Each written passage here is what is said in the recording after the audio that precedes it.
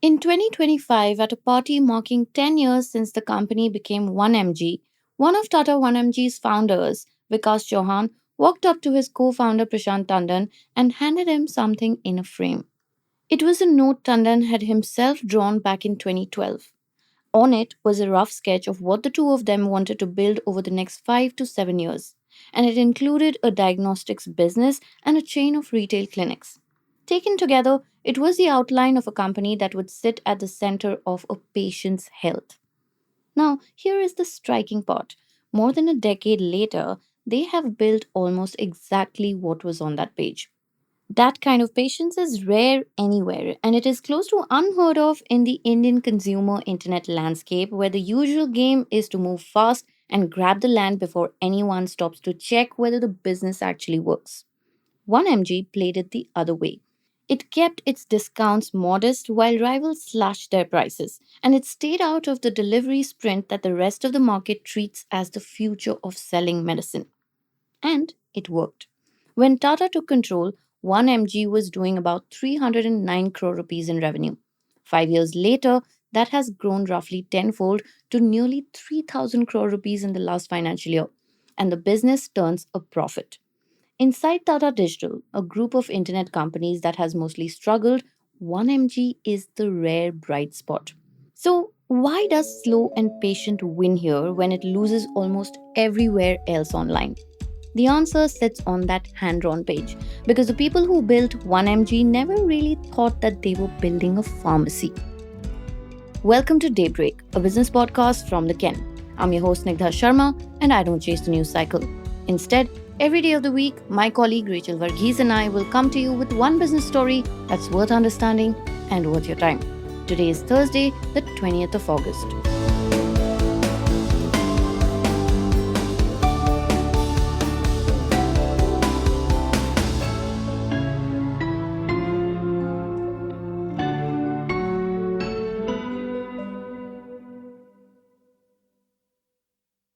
Gaurav Agarwal, one of 1MG's co founders, has a line that he keeps repeating.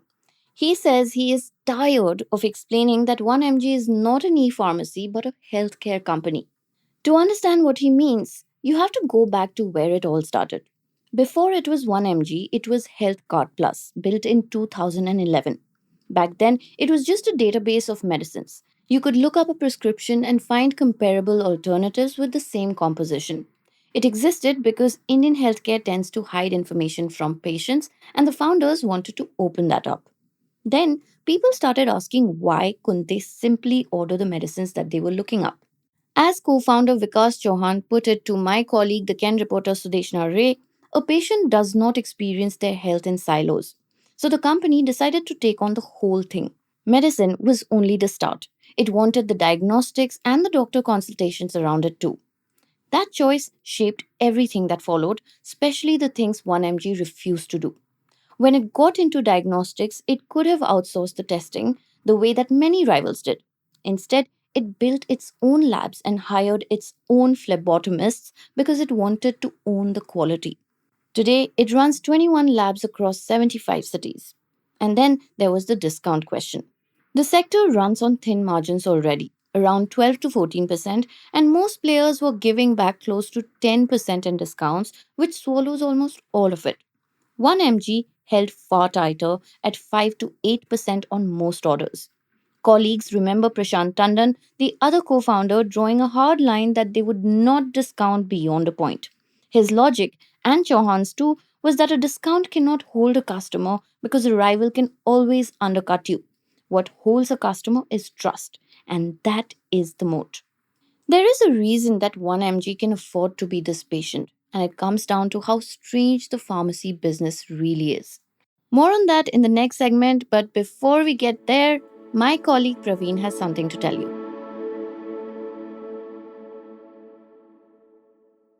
Hello, everyone. I am Snigdha, and I am the co host and producer of Daybreak, which is the Ken's daily news podcast. And I am Praveen. I am the host and producer of 2 by 2 the Ken's Business Strategy podcast. And Praveen is working on something super exciting, and he's here to tell us all about it. Yes, It is actually a project that we are calling the Great Rewiring, which is the third edition of the Ken's case competition. Snigdha, you remember the first two case competitions? Yes. Of And course I do. And every year you're getting bigger and better and more popular, PGK. well, I certainly hope so. This year, we are actually doing this thing where we are asking students all over India to tell us what happens when agents take over India and how they're going to rewire the lives of Indians all over. Give me an example. Oh, let me tell you this, Nigda. We are actually finding out examples by asking subscribers like you Mm-hmm. what are the strange, annoying, and weird things that you do that frustrates you? Maybe things that you procrastinate, maybe things that you don't do, maybe things that you do, but they're very repetitive and very manual. What are the things that you wish you had a digital assistant who could just take over from you? Tell me an example Oh of. my God. I have a big example that everybody can relate to. It is paying bills. Interesting. It Go is on. so annoying, especially the subscriptions and your phone bill, because I don't like the idea of autopay because I want to have some sense of control over my money. And also, getting out of autopay is a hassle. So, every month end or beginning, I'm always procrastinating, and then I'm getting 10 reminders from Vodafone and like 20 reminders from Spotify, and it's just really annoying. Yeah. Wouldn't it be cool, Snigdha, if you had an agent that basically looked through all the places that you were spending money on subscriptions and all of these other places and would come and tell you, maybe every few weeks, a very friendly agent would come Mm-hmm. and say, Snigdha, I think you should stop doing this. I don't think you're using this anymore. Oh, you should probably stop doing this other thing or you should replace it. There's a cheaper plan that I think you would like. Wouldn't that be really cool and very helpful? This would be mind blowing, amazing, and also so helpful. Yeah, but I think there are going to be other weird things. In fact, subscribers have written to us and told us about things like how they struggle to manage their parents' health or how they're essentially using WhatsApp as a way to store all their documents. So there are all these weird workarounds that people do, and you're nodding, so I'm guessing you're one of Yes. them. And in order to find out, we are running a survey right now. And it's a survey called the Great Rewiring Survey. The link of it is in the show notes. And we're going to ask you, if you're listening to this, take the survey. It's a fun survey. It's just going to take you 5 minutes. And we're even going to tell you what are the weird things that other people confessed. And if you take this Wow. survey, you will find out what are the weird things that you're doing. And we're going to ask thousands and thousands of student teams all over India over the next 2 to 3 months to build solutions that solve these problems. And how long do we have to wait to hear these weird problems? Maybe just a couple of weeks, we'll be Okay, done. amazing.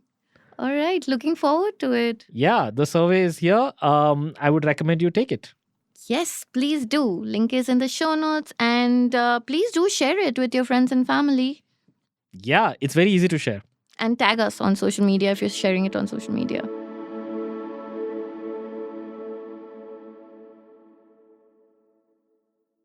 A former Apollo executive put it quite well. There is no dopamine in a strip of medicines.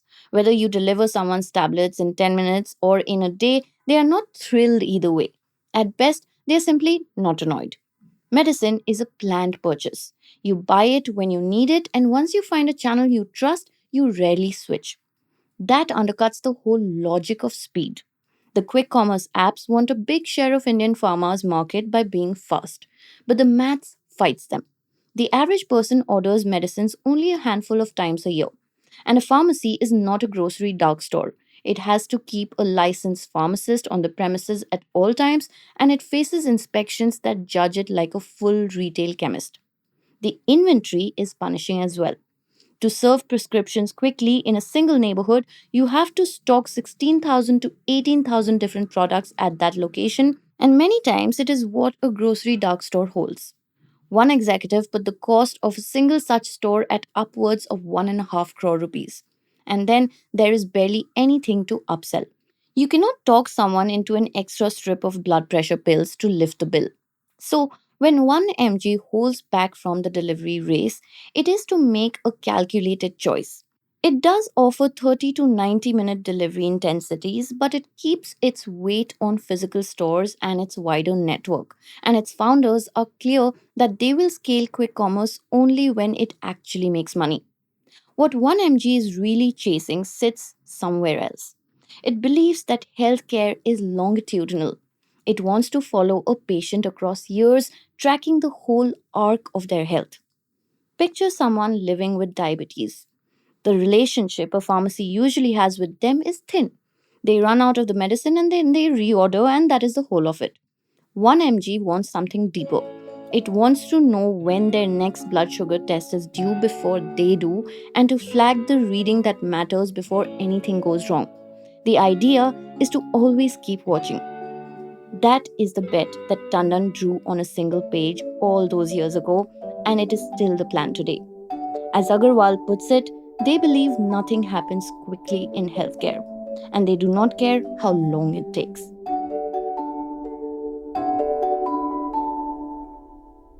Daybreak is produced from the newsroom of The Ken, India's first subscriber-focused business news platform. What you're listening to is just a small sample of our subscriber-only offerings, and a full subscription offers daily, long-form feature stories, newsletters, and a whole bunch of premium podcasts. To subscribe, head to theken.com and click on the red subscribe button on the top of the website. Today's episode was hosted and produced by my colleague Snigdha Sharma and edited by Rajiv CN.